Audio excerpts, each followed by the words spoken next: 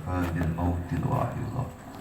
صدق الله العلي العظيم وبلغ الرسول الحبيب الكريم ونحن على ذلك من الشاهدين والشاكرين والحمد لله رب يا ربي بالمصطفى بلغ مقاصدنا واغفر لنا ما مضى يا واسع الكرم يا buka suaranya. Beli maqasidana waghfir lana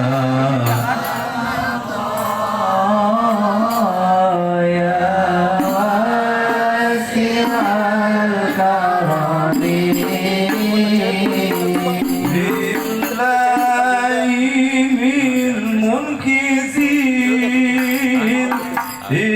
insani min saqari khairil bariyati min qurbin wa min ajami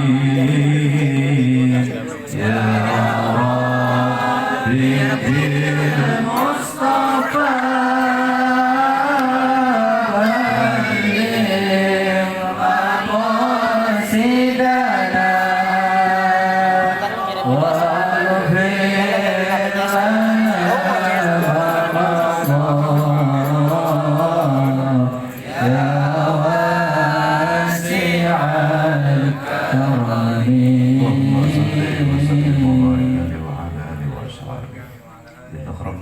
para dewan asatid yang mulia, terkhusus sahibul majlis Bapak Ustadz Sabeni dan segenap para santriawan santriawati yang Allah muliakan.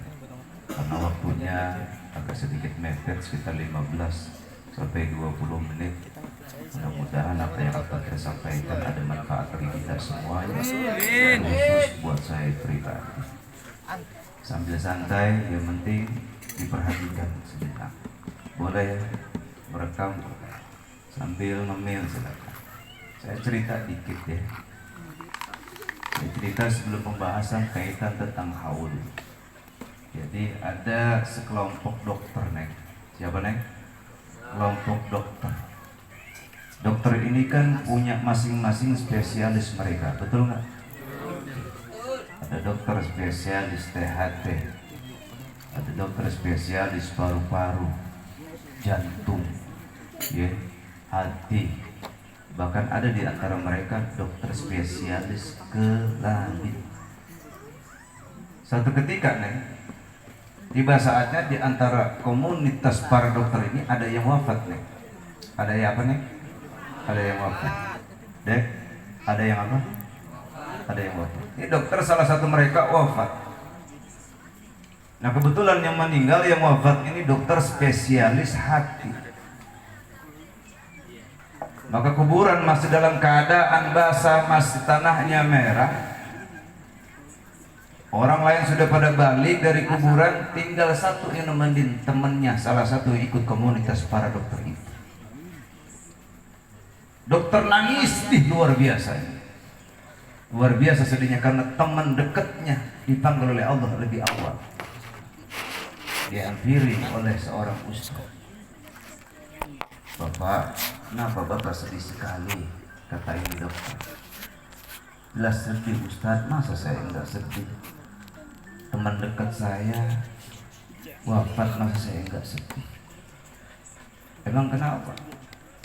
Bukan hanya sebatas beliau lebih awal meninggal daripada saya, tapi apa yang terjadi nanti kalau saya meninggal, kalau saya wafat, kata dokter yang satu ini. Ustaz nanya, emang apa kaitannya? Toh kita semua pasti bakal mati, betul nggak? Semua kita pasti bakal mati. Kata ini Ustaz sama itu dokter. Jadi santai aja dokter, nggak perlu nangis, yang penting didoain. Ini saudaranya, temannya, seprofesinya. Iya Ustadz, siap itu mah. Cuman jadi permasalahan ini, mohon maaf Neng, ini kan teman saya dokter spesialis hati. Maka di batu nisannya, di pusaran dia punya batu nisan, bentuk nisannya gambar apa Neng? Love hati. Ustadz ini yang bikin saya sedih. Emang kenapa dokter? Ini Ustadz yang saya khawatirkan. Kalau teman saya wafat, mati, dipanggil oleh Allah, cakep batu nisannya, bentuknya love, bentuknya hati. Lah kalau saya nanti meninggal, apa yang saya pikirkan nanti Ustaz? Saya ini dokter spesialis kelamin. Sambil tersenyum Neng, ini dokter. Ustadz pun sambil tersenyum, sama itu dokter bilang, santai Pak Dokter. Kalau nanti Pak Dokter meninggal, nggak usah khawatir. Nanti batu nisannya Ani pakein kolor hijau. Alhamdulillah. Ada cerita pendek meskipun kena bagi kitanya, ada manfaatnya. Jadi kalau sudah bicara konteks tentang kematian, siapapun pasti bakal mati. Pejabatkah dia pasti bakal mati. Hartawankah dia pasti bakal mati. Kaya dia pasti bakal mati. Miskin kalian pasti bakal mati. Orang bodoh pasti bakal mati. Yang pintar pasti bakal mati. Yang bahlul pasti bakal mati. Yang alim pasti bakal mati. Santri mati. Santriawati mati. Ustadz mati. Jadi konteks bicara kematian, semua pasti bakal mati. Maka dalam satu kajian kitab Bukhari Muslim, Anas bin Malik menyampaikan dalam sebuah catatannya, kata baginda Nabi Muhammad SAW, ada 3 sesuatu yang ngikutin ke alam barzakh. Ada 3 sesuatu yang mengikuti ke alam barzakh. Apa kata baginda Nabi Muhammad SAW? Yatba'ul mayyita salasatun.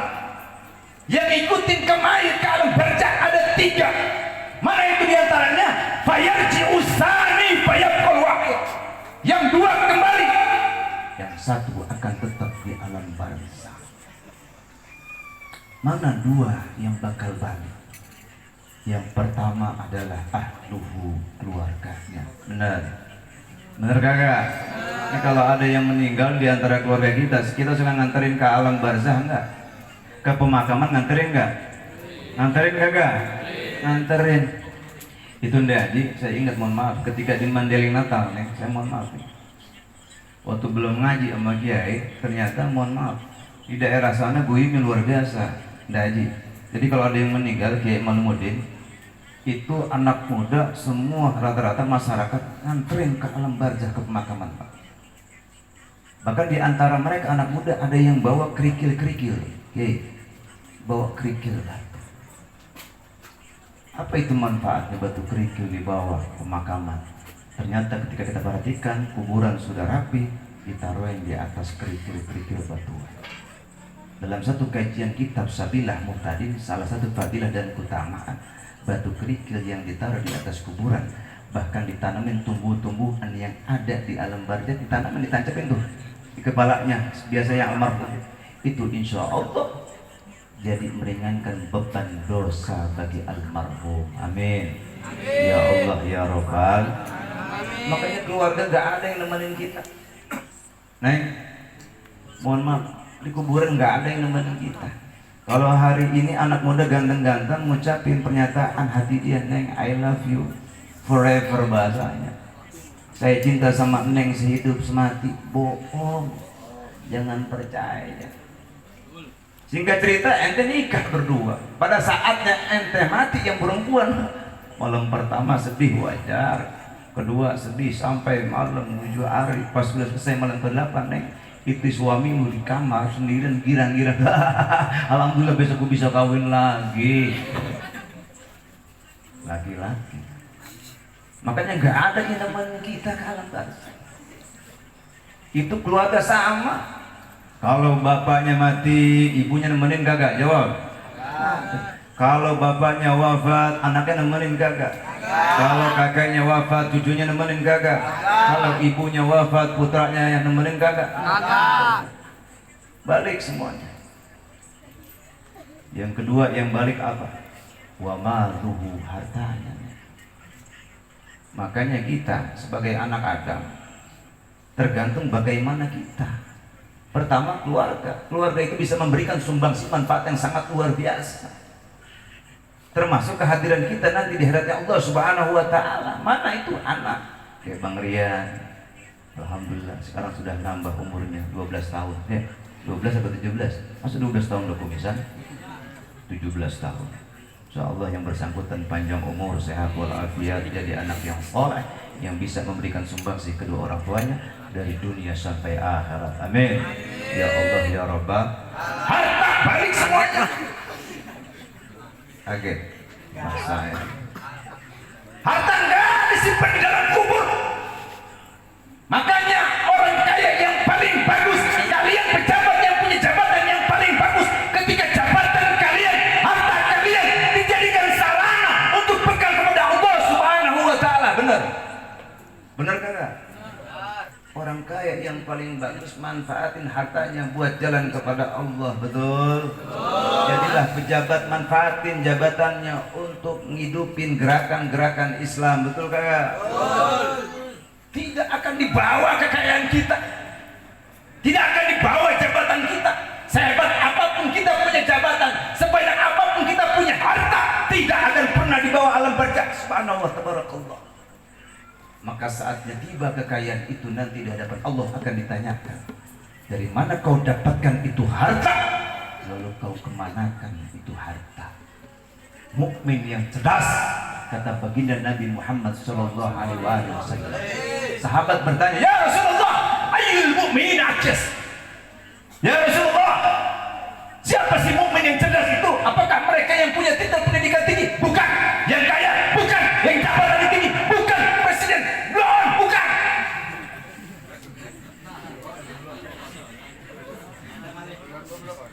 Ada bloonnya.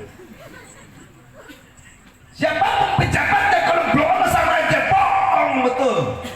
Tapi pejabat yang sejatinya imannya maksimal, ketakwaannya mumpuni, maka jabatannya dijadikan bekal kepada Allah Subhanahu wa taala, ibadah namanya. Setuju? Ya Allah yarham tabarakallah. Nanti akan dipertanyakan itu semuanya. Harta kita. Maka harta sejatinya yang milik kita adalah yang kita keluarkan untuk berjuang di jalan Allah Subhanahu wa taala. Amin ya Allah ya Rabbal alamin. Mudah-mudahan ketika Allah berikan kita kadar rezeki yang bertambah, amin. Rezeki yang berkah, amin. Syukur-syukur buat modal bekal ibadah kepada Allah Subhanahu wa taala. Amin Allahumma ya Rabbal alamin. Yang dua balik nih. Neng, neng, yang dua balik, tinggal atuh di kuburan. Tinggal berapa nih? Tinggal satu di kuburan. Dek, tinggal berapa di kuburan? Yang namanya kita tinggal berapa? Fayabqul wahid, kata baginda Nabi. Satu yang akan tetap nemenin kita di alam barzakh. Apa itu? Amaluhu, amalnya. Maka orang hidup tergantung bagaimana amalnya. Ketika masa hidup di dunia dia menanam sebuah kebaikan, maka saatnya tiba dia akan menuai kebaikan itu di hadapan Allah Subhanahu wa taala, minimal di alam barzakh. Dan siapapun yang berbuat kejahatan di muka bumi Allah Subhanahu wa taala, saatnya tiba dia akan tuai keburukan dan kejahatan ketika masa hidup di dunia, di alam barzakh akan dia rasakan.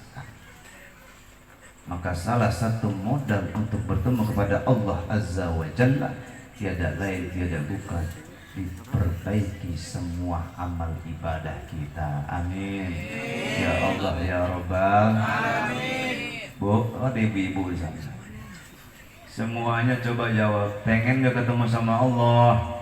Pengen. Jawab dua orang, pengen gak ketemu sama Allah? Pengen. Nih santri putri pengen gak ketemu sama Allah?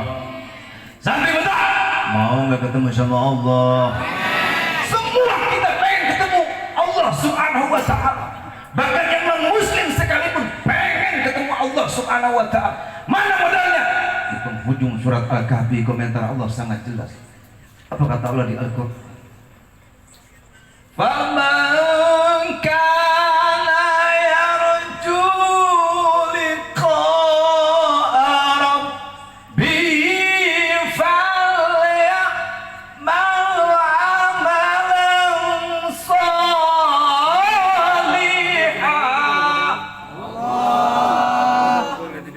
Siapapun yang punya pengharapan pengen ketemu Allah Azza wa Jalla, terlebih kita sebagai orang yang beriman, tiada lain tiada bukan falyamal amalan soleh, memperbanyak amal-amal soleh, wala yusrik bi ibadati rabbih ahada, dan jangan sesekali berbuat musyrik, kufur kepada Allah Subhanahu wa ta'ala. Na'udzu summa na'udzubillahi min. Demikian 3 yang ikut ke alam barzah, 2 yang bakal pulang, 1 yang bakal tetap di alam barzah. Gitu aja, bisa dimengerti deh. Next kita akan lanjutkan yang terakhir. Saya mohon doanya, insyaallah pertengahan Desember ini saya akan berangkat sama teman-teman. Kebetulan belum lama 2 minggu yang lalu saya ngisi acara di Jatiluhur, dan salah satu tentara angkatan darat bakal mengundang saya Road to Show Safari Dakwah ke Palembang, Sumatera dan sekitarnya.